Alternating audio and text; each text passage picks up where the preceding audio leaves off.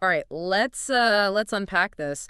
We're looking at what feels like a truly seismic global event, something really shaping up the international stage. Yeah, definitely. And it absolutely demands we go beyond just the initial headlines. For sure. Today, we're doing a deep dive into these recent U.S. airstrikes on Iran's nuclear infrastructure. This isn't just like a single incident. No, not at all. It's incredibly complex. You've got immediate consequences, sure, Hmm. but also these far-reaching implications. Exactly. And our goal here is to help you cut through all the noise so you can really grasp what happened, why it happened, and importantly, why it matters going forward. And to do that, we've pulled together a pretty solid set of sources for you. We're looking at reports from Axios, AP News, Reuters, Wikipedia, news.com.au as well. Good range there. Yeah, trying to get a comprehensive view. And our mission, really, is to pull out the most important nuggets of knowledge, the key insights from all of these sources. So you walk away genuinely well-informed, ready to understand what happens next. Precisely. Okay, so to really get the scale of this, we need to go back to the moment it started. That's early morning, June 22nd, 2025, local time in Iran. What exactly unfolded then? Well, the U.S. launched these coordinated airstrikes, and they were aimed squarely at Iran's nuclear infrastructure. This wasn't like a minor skirmish. No. This was a highly targeted, very powerful military action, clearly designed for maximum impact. And the targets themselves, they were very specific, weren't they? Right at the core of Iran's program. Absolutely. The U.S. hit Iran's three main uranium enrichment sites. We're talking Fordo, Natanz, and Isfahan. And Fordo, that's the one built deep underground, right? Heavily fortified. Exactly. Notoriously difficult to hit effectively. Natanz is their main enrichment complex, and Isfahan is another really critical piece of their nuclear fuel cycle. So hitting those three, it signals a pretty direct assault on the heart of their capabilities. No question. It's a very deliberate message. Okay, and this next part I find particularly compelling. The choice of weaponry. It tells you so much about the strategy, doesn't it? It really does. What did the U.S. actually use? Right. This is where it gets quite fascinating from a military tech perspective. They deployed some truly advanced assets. We're talking B-2 Spirit stealth bombers. Stealth bombers, crucial for getting in undetected. Crucial, especially against potentially heavy air defenses. And these B-2s delivered the GBU-57 massive ordnance penetrators. You might know them as bunker busters. MOPs, yeah. Yeah, the MOPs. And these aren't just big bombs. They're specifically designed to smash through, layers and layers of reinforced concrete to hit targets deep underground. Like Fordo. Precisely. The reports say 12 MOPs were used on Fordo and another 2 on the Natanz. 12 on Fordo. That's significant. It's a huge amount of firepower directed at one very hardened site. And on top of that, Tomahawk cruise missiles were fired from submarines. Okay. Targeting both Natanz and Isfahan. So you have this combination of stealth aircraft, deep penetration bombs, and submarine-launched cruise missiles. It really underscores the precision, but also the, I guess, overwhelming force they brought to bear. Exactly. Deliberate and powerful. So the strikes happen, and then almost instantly the world's attention snaps to the diplomatic fallout. How did that play out? What was the initial U.S. take? President Trump reacted incredibly swiftly. He declared it a, quote, spectacular military success. Very strong language. Yeah. He claimed the nuclear sites were, and again I'm quoting, completely and totally obliterated. Yeah. And he also issued a very direct warning. Which was? That more strikes could follow if Iran didn't come to the negotiating table. So success declared, destruction claimed, and a threat attached. And Iran's response?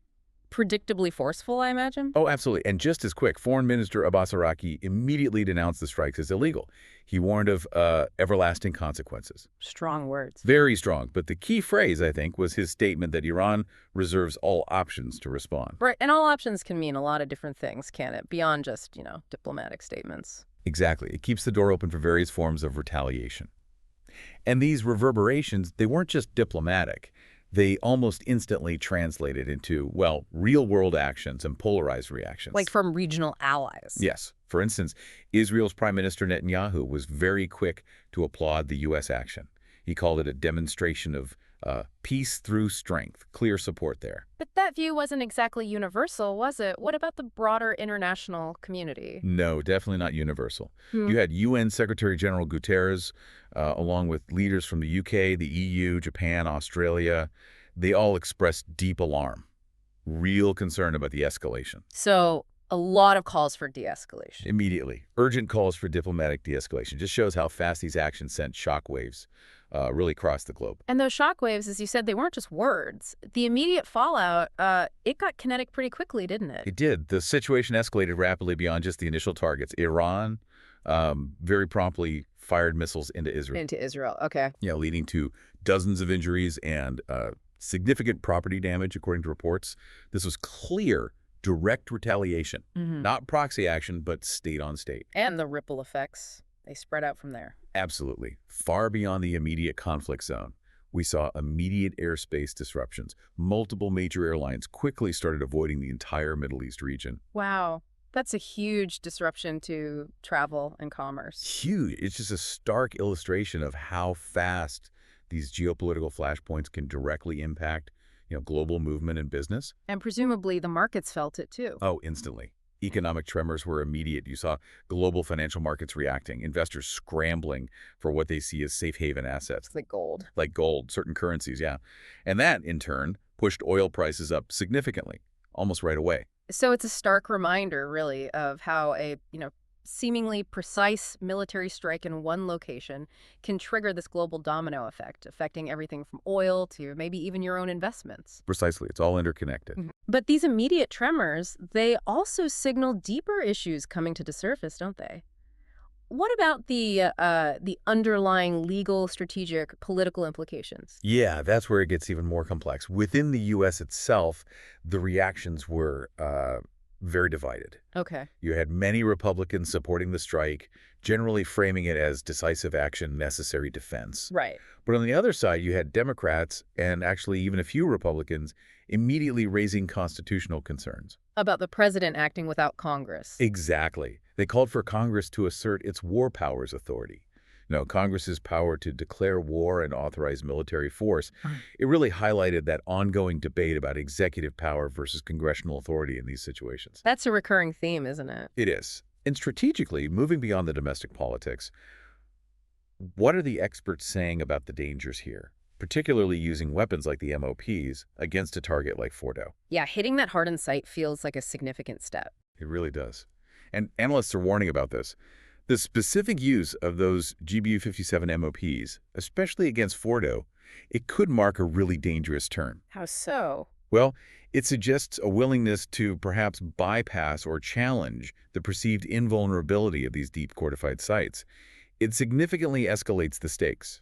It's a move that could potentially push the conflict past previous red lines. Spiraling into something bigger. That's the fear, that it could spiral into broader regional warfare. It's a level of escalation that many worry could be very difficult to contain once it starts. Okay, so with all that context, the attack, the reactions, the immediate fallout, the deeper risks, if you're trying to follow this, what are the critical things to watch now? Where does this go next? Well, first, the likelihood of further Iranian retaliation seems very high. Missile attacks, maybe proxy attacks on U.S. or Israeli positions. They've already started with missiles into Israel, as you said. Exactly. And our sources indicate Iran has basically promised more retaliation is coming. So this is clearly an ongoing, evolving situation. It's not over. Right. And back in the U.S., that war powers debate.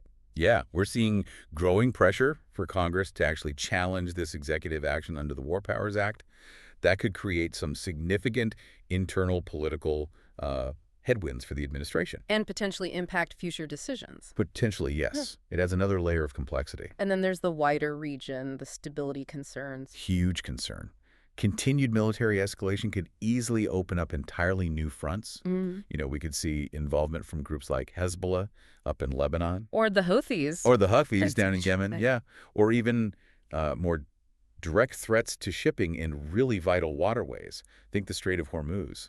Which is critical for global oil. Absolutely critical. So those are all flashpoints, really critical areas to monitor as this unfolds.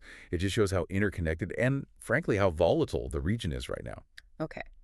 So we've really tried to peel back the layers here on what is obviously a hugely significant, complex global event, giving you, hopefully, a comprehensive understanding of these U.S. airstrikes on Iran, the immediate reactions, the fallout we've seen already, and what might be coming down the line. Our aim, as always, was to give you that kind of shortcut to being genuinely well-informed on something this important. Right. So maybe a final thought to leave you with, something to mull over.